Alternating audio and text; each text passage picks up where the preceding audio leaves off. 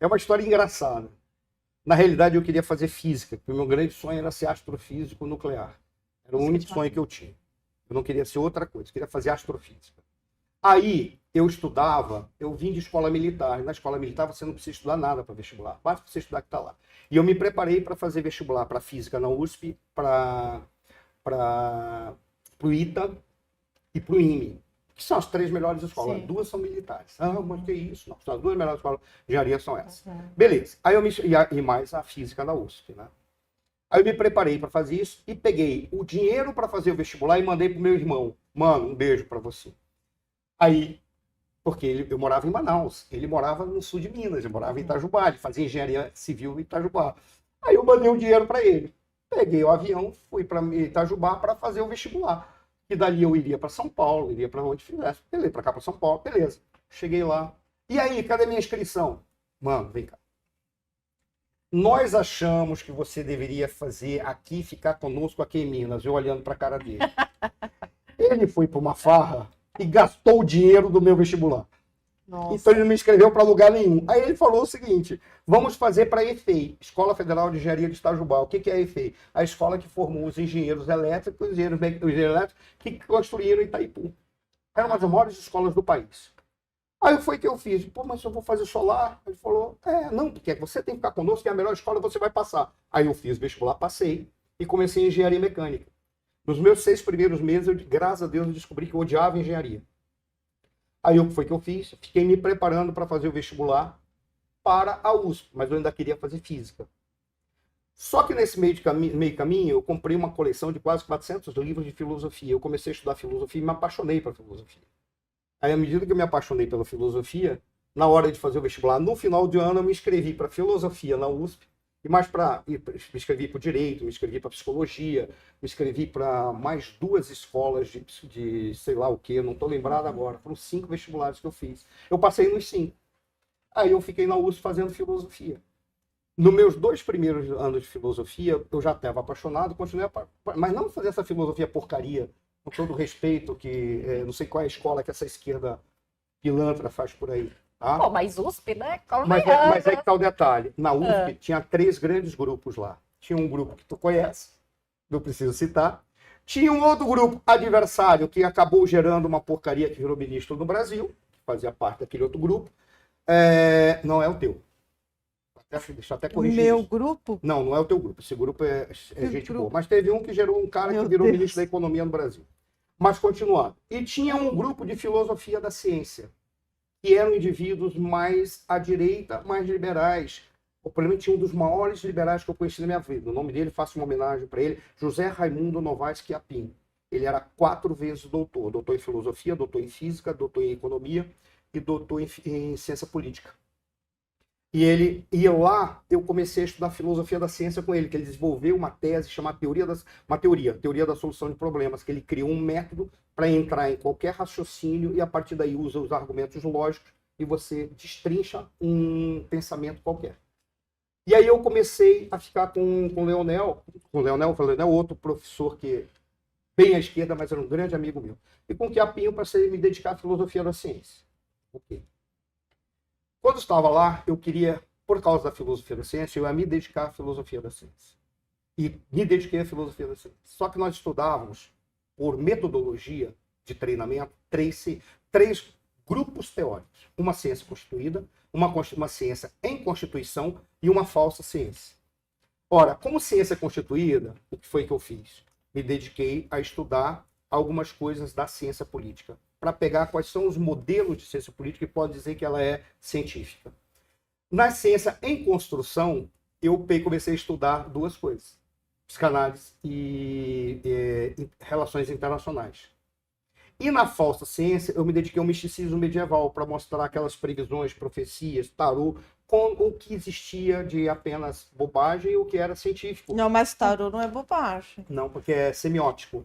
Mas é uma relação semiótica a partir da simbologia que você tem aí, da interpretação que você faz, a partir da tua perspectiva. Agora, dizer que essas previsões do tarô ou a interpretação do tarô é científico, não se aplica. Não, isso não. Ô, Marcelo, Não deixa é eu fazer um parênteses aqui. Tu falou de psicanálise e tu fala muito de desonestidade intelectual, né? Sempre que a gente está conversando. Aliás, ele foi psicanalista. É? Eu tenho tinha 6 anos. Eu não cliniquei porque eu não tinha paciência. Não, Eu e a vi que gente- as pessoas iam se suicidar. Não, Eu então, não mas tinha paciência para esperar um cara se autodescobrir. Eu dizia, cara, Então, vamos fazer uma análise da Ju aqui, porque sempre que a gente está conversando, eu acho que a Ju nem sabe disso. Mas um dos elogios que mais fazem a tua pessoa, o Marcelo sempre faz, que tu é uma das pessoas mais honestas intelectualmente que ele conhece. E eu faço das palavras dele as minhas. Né? E realmente, a Ju é incrível, assim. você sabe por que bate em ti. As pessoas sabem por que batem em ti. Porque você é honesto. Nossa, Ju, Ninguém vai fazer porque te interpreta errado. Então você tem uma honestidade intelectual Não, que me encanta. Exato, a todos nós, eu acho que posso fazer. Né? Mas, enfim, na tua biografia não autorizada, isso é uma das coisas que está dita lá, né? Que uma das coisas que tu menos aprecia nas pessoas é a desonestidade intelectual, né? E todas as vezes que a gente conversa, é muito curioso, porque tu sempre fala nisso, e aí acaba sempre vindo um elogio a Ju, mas por que te pega tanto isso? Assim, tu já teve que lidar com muita desonestidade intelectual? Toda hora. São muito raros. Por que eu estou encantado em estar fazendo parte dessa família para a qual eu fui convidado, que tá aqui, né? Que é o Pavio. Porque tem uma diferença. A honestidade intelectual não está em você acertar. Está em você não deformar intencionalmente aquilo que você viu Exato. para chegar a um resultado que é para beneficiar pessoas. A política vive disso. Então eu tenho que conviver com isso. Mas tem uma diferença. Até mesmo na política, quando ela faz um ato de desvirtuar o que ela viu por uma necessidade de poder, ela faz pela necessidade de poder. A questão é aqueles que fazem por interesse próprio ou para beneficiar os seus grupos, que não tem nada a ver com poder, para um projeto futuro. Eu sempre falo, as pessoas não leram Maquiavel adequadamente. Todo mundo leu o Príncipe ou leu Saint-Exupéry achando que leu o Príncipe. Tá? Ou leu o Pequeno Príncipe achando que leu o Príncipe. Mas as pessoas não leem Maquiavel. A Ju leu. A Ju tem um livro que eu adoro falar. Vou eu de novo falar do livro da Ju. A Ju tem um livro de Maquiavel. Princesa de Maquiavel. Mas quando você escreveu Os Princesas de Maquiavel, muito provavelmente analisaram o príncipe. O príncipe o príncipe é um pedido de emprego que o cara está desesperado e está dizendo, cara, Maravilhoso. é assim que você faz para unificar a Itália. Ele tinha 2 problemas. Se empregar, que ele estava à beira de passar fome, e unificar a Itália. Por isso que ele falou aquilo e procurou um tiranete de 2ª categoria como modelo, que é o César Borgia. O que César Borgia é? É um condottieri. Sabe o que é um condottieri? É um cara que assinou um contrato de mercenário. O nome desse contrato é condotta.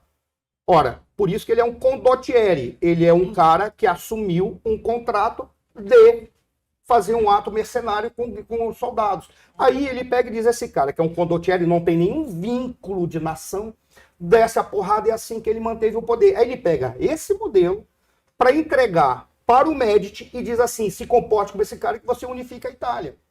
Mas ele não estava nem preocupado só com a unificação da Itália, ele estava dizendo, e eu vou ser o cara que vai te ajudar, pague-me. Ele estava querendo um emprego. O Maquiavel, filósofo, o cara que pensou a realidade, está no discurso sobre a primeira década de Tito Livio. Ponto. Marcelo, quero pegar esse ponto que você falou do emprego. Por que você não seguiu a carreira militar? Você fez ESPSEX, não é? Por quê? O que foi que aconteceu ali? Você, se pudesse voltar no tempo, você teria seguido a carreira militar? Sim. Por quê? Porque nunca, na história do Brasil, as Forças Armadas precisam tanto de pessoas da minha geração, com a minha convicção e com a certeza de quais são os valores militares como eu e como alguns que eu conheço. Veja, a carreira militar se encerra como coronel. Uma das coisas que eu tenho pregado, a gente tem que rever a forma de promoção ao generalato. Não dá mais para ser da forma como é. Porque esse é um processo que tem muita escolha política, mas não é política ideológica, é política interna institucional. Tem que ser de uma outra maneira. E aí explica por que eu diria que eu faço. Eu não vou citar o nome dele para não trazer constrangimento para ele. Não é um general que não está ocupando nenhum cargo público, então ninguém vai dizer que é. Não vai dizer que é o Mourão, que não é o Mourão, porque o Mourão está ocupando cargo público. E uma vez eu conversando com ele, ele foi de tudo no Exército Brasileiro, ocupou todas as comissões e chefias. E uma vez conversando com ele, eu disse: sabe por que eu saí, general? Ele disse: por quê?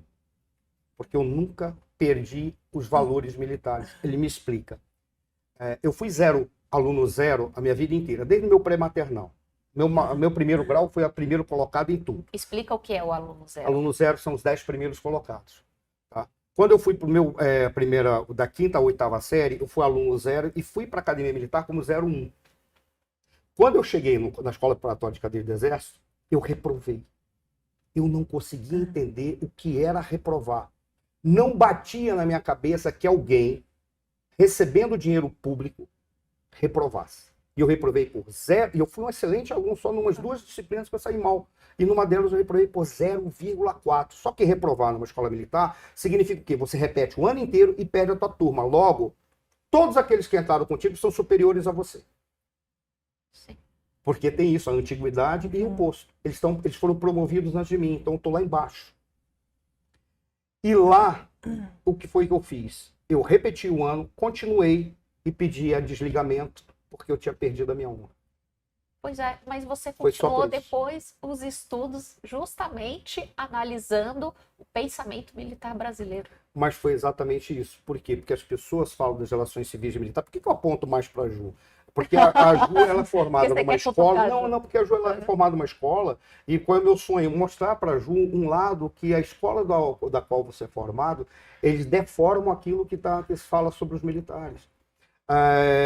Se tem alguém da esquerda que é capaz de entender qualquer outro ponto de vista, é a Ju, né? Sim. A Ju tem a cabeça diferenciada. aberta. É diferente. Por isso que ela apanha de tudo quanto é lado. É verdade. Ela apanha à direita, apanha à esquerda. Porque ninguém tem. Na hora que você sério. A Ju é fofa. Porque ela quer conversar com todo mundo. É. A Ju ela tem essa grandeza democrática. Isso é Tá? verdade. Nossa, que grandeza democrática. Sabe que é? Mas é só porque a gente tá no ar depois. Ô, Ju, depois que sai do ar, que tu vai embora e a gente fica conversando, ele rasga elogio pra ti. Verdade. Ele rasga elogio. Não, mas só. Aí o que foi que eu procurei? Mostrar o que é o pensamento militar brasileiro. O pensamento militar brasileiro é diferente de relações civis e militares no Brasil. As relações civis e militares no Brasil são uma consequência da maneira como os militares participaram da política, e o participar da política é uma consequência da maneira como os militares brasileiros pensam. Os militares brasileiros, eles são diferentes de qualquer outro militar no mundo. Por qual razão? Porque eles não são formados para serem apenas combatentes. Isso traz até problema no combate. Eles são formados para serem educadores. O que a gente ouvia lá do tenente falando toda hora eram 3 coisas. Vocês estão aqui e não pediram para vir. Vocês estão aqui, a sociedade paga para vocês. Agradeço a sociedade. E vocês estão aqui para ajudar o nosso povo a se educar. Por quê? Porque quando você vai para o quartel e recebe o conscrito, tinham indivíduos que não sabiam escovar o dente, tomar banho e trocar de roupa. E você tinha que ensinar. E lá pegava aquele cara para dar, inclusive, uma formação técnica para ele voltar para a sociedade sendo um cara que se educou. Dá uma olhada nos Estados Unidos. Um cara nos Estados Unidos termina a carreira militar. O que ele quer ser? Um empresário. Vai na França, o cara vai e fica se alistando. Não, ele fica se alistando aí para continuar em algum exército, seja ele qual for. Vai na Rússia, mesma coisa. O que é o batalhão Wagner? É um bando de ex-militar russo que não sabe fazer outra coisa. O que o brasileiro quer? Ser professor. Foi essa escolha. Mas No fim das contas. Mas por quê? Porque isso já estava introjetado em mim, que essa função, razão pela qual eu era tão apaixonado por dar aula, porque todos os brasileiros querem ser professores. Basta que você veja uma coisa. Ele olha para uma pessoa ser professor, um oficial, professor, ele fala com orgulho. Ele coloca os militares. Ele coloca o cara num patamar superior. O cara é o máximo. Por quê? O quê? Porque ele é professor. Professor é o ápice da cabeça do militar brasileiro. Isso explica porque em certas missões de paz, os brasileiros saíram tão bem. Eu me lembro que eu fui convidado para dar uma palestra lá no Comando Militar do Sul. Na época era o General Mourão, que era comandante. O General Mourão não pôde participar e me pediu que eu fosse lá, representasse ele, algumas pessoas, mas ele não iria. Tá? E aí eu fui, e era sobre o Haiti. Aí eu comecei a minha palestra, eu falei exatamente desse elemento. E falei que qual é a grandeza que o militar brasileiro tem. Ele interage com a sociedade, com as demais sociedades onde ele está. Muitas pessoas dizem assim, por exemplo, o brasileiro enfrentou o alemão, como bom combatente lá na Segunda Guerra Mundial. Mas os alemães, quando queriam perceber, a gente não tem mais, nós vamos morrer todo mundo. Acabou esse regime e, graças a Deus, foi embora. O militar alemão não era nazista. Tá? Algum segmento era, mas a grande maioria não. Vamos nos entregar para quem? Para brasileiro ou para americano? Porque a gente tem que se entregar, nós vamos perder. Se entregavam para o brasileiro. Por qual razão? Porque o brasileiro tinha humanidade. O que tem de foto de brasileiro encostado do lado de soldado alemão que ele acabou de aprisionar, dando chocolate e os dois fumando cigarro juntos? Por quê? Porque o brasileiro era alemão e era pró aquele regime? Não, porque são humanos. Nós temos essa diferença, o nosso militar tem isso. Tudo aquilo que fala em determinado momento da nossa história em que teve erros é superlativizado para justificar medidas posteriores Marcelo, contra eles.